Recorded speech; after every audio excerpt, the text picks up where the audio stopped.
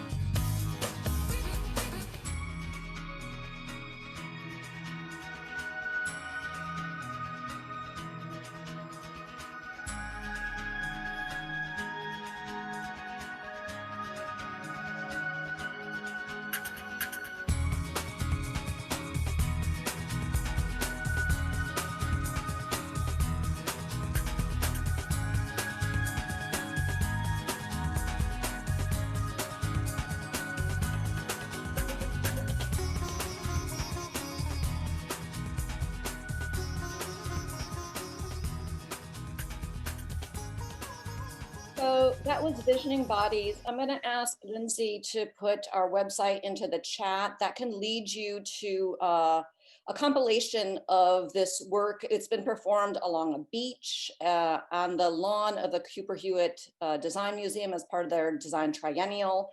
In the open streets program in New York, where they shut down the streets to cars and it becomes a pedestrian thoroughfare, and other locations. And it can show you how it gets installed in different locations. We were dancing in costumes made of plastic bags, as we have been for the last 4 years, once environmental platforms and environmental issues are very much a part of what we do and ingrained in what we do. We lead trashing workshops, which are making fashion from trash, and we guide people to make their own costumes and wearable outfits. Plastic bags became a platform for us when the plastic bag legislation failed in New York City, and then we worked with the Plastic Bag Coalition of New York State to get that legislation passed, which it was, and finally got implemented last year. We're super excited and proud of that. And now we're getting behind the comprehensive federal bill that's up for consideration.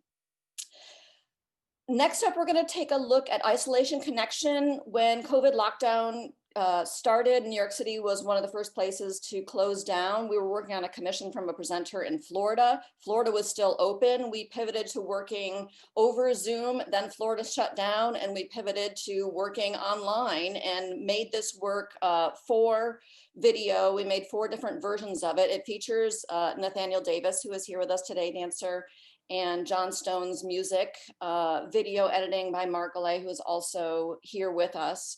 And we'll talk a little bit about our process there and the 4 different versions and why we did that. It's really responding to the times of confusion when isolation, or when the COVID virus first hit. Nobody really had a lot of information. We were trapped in our apartments because people were scared to go anywhere, and we really wanted to connect with each other and could not in a personal way. So this is isolation connection. Lynn, we actually had a question about visioning bodies. Bob was asking if the music was part of the public performance also. It was, yeah, thanks, Bob. Sorry, I didn't see that in the chat. It was, so we used smartphones, and you would call into an 800 number and the music was piped over the smartphones. So it was projected into the space where the dancers were, and then the audience could get it over their smartphone. Thanks for that question.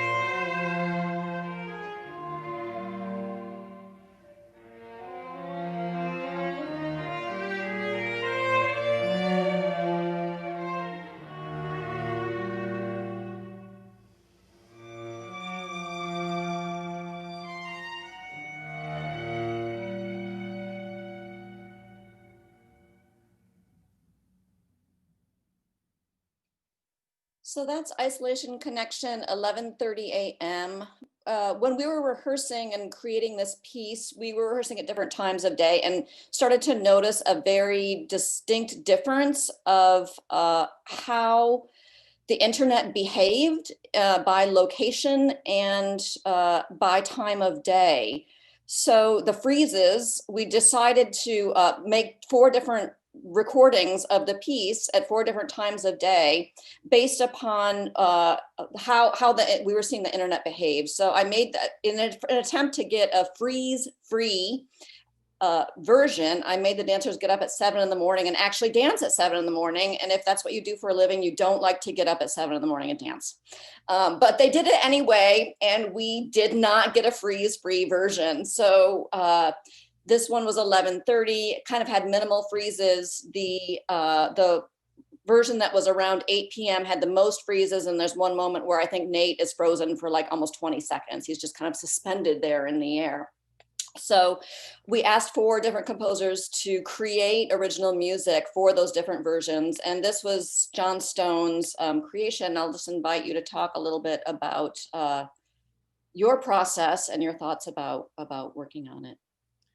Yeah, so thanks again for inviting me to be a collaborator on this fascinating project. Of course, at that time, really no one that I knew in the musical community, especially in the early music or classical music realm, had really been doing much except for performances maybe from their homes, you know. But at that time, my mother's apartment, or my childhood apartment, was about to sell, and it was completely empty. And it was towards that time when people were beginning to feel somewhat safe to be together with masks and everything.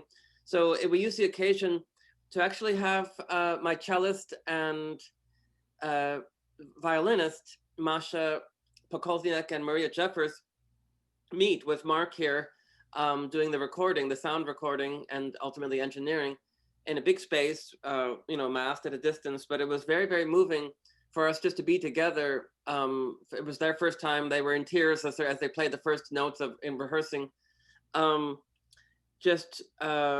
We were also desperate for that, making music together, making art in the same space together. But before we got there to that point where I made the piece, I thought a great deal about isolation and connection. And within the music, there's just 2 instruments to sort of match the 2 dancers.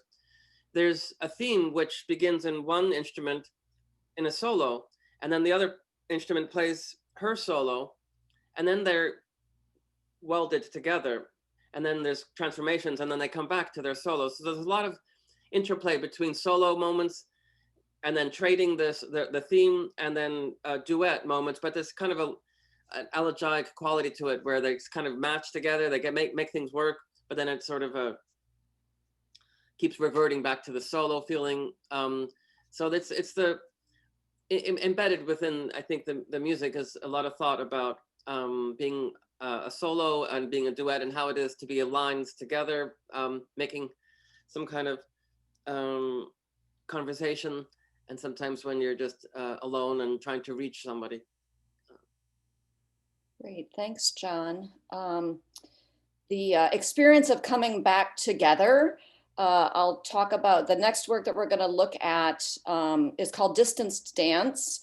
We started creating it online, and then through residency at public plazas with the Downtown Brooklyn Partnership, we were able to finish it in person. And generally our work is very contact heavy, a lot of partnering.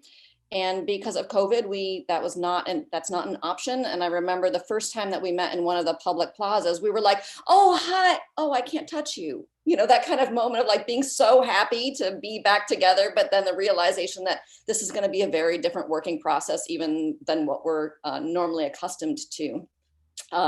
So we created distance dance. When COVID broke out, we were told the idea of 6 feet is a safe distance. And I have a dog, so I go to the park every day with my dog, and quickly realized that most people don't know what 6 feet is at all. Some people think 2 feet is 6 feet, and you're like, hey, wait a minute, you know, that's not at all 6 feet. And some people are like 12 feet at 6 feet. So we wanted to have a piece that really kind of enhanced our understanding, both in measuring space and then also in reflecting on what our perception of 6 feet is, but also what our internalization of it is. Is it a barrier? Is it a safety net? And I was also inspired by what the park rangers at Sugar Park in Williamsburg had done when the park first opened. They painted 6-foot diameter concentric circles around the park so people could actually come to the park and socially distance safely without having to worry about people kind of coming into their pods. So they created pods, and I thought it was an interesting design idea. So we also adopted that. And we did several performances in person of this dance, worked with a COVID compliance officer. At the time, this was in the fall, you could legally gather 20 people. That's what the state was saying was safe. So we had 4 dancers, myself, a technician, the COVID compliance officer, and then we could have 12 audience members. And we did kind of repeated performances of that. So this is a compilation from several of the in-person performances, which you'll see, there were certainly more than 12 people there, as you'll see bikes kind of coming through at one point or another. So this is called distanced dance.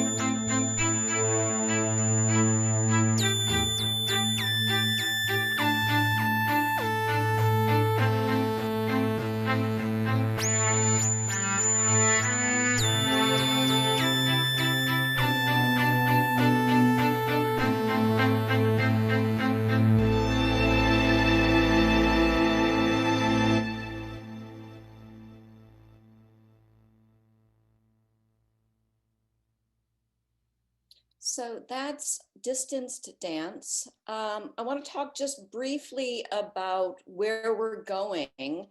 Both of the past works that you saw, Isolation Connection and Distance Dance, will have a larger life. Isolation Connection is being developed to be performed in side-by-side plexiglass boxes, and it will be lengthened so that as we're looking at the uncertainty of the future, it's important for us to still be able to provide in-person experiences for people, but in a physically safe way.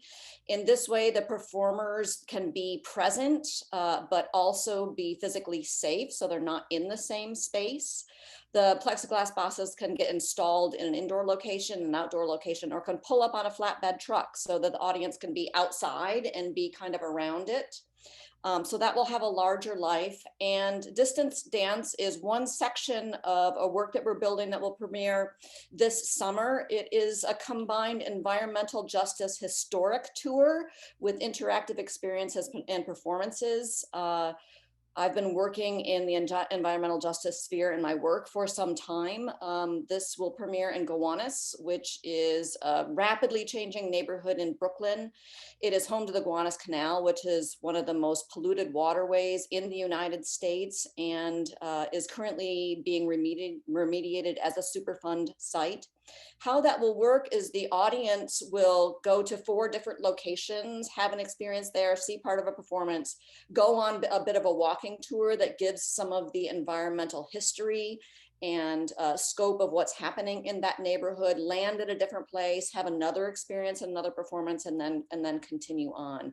So it combines the history, the environmental and racial justice issues of a place, and experience with the land and the place, and some performances. So that's where we're headed.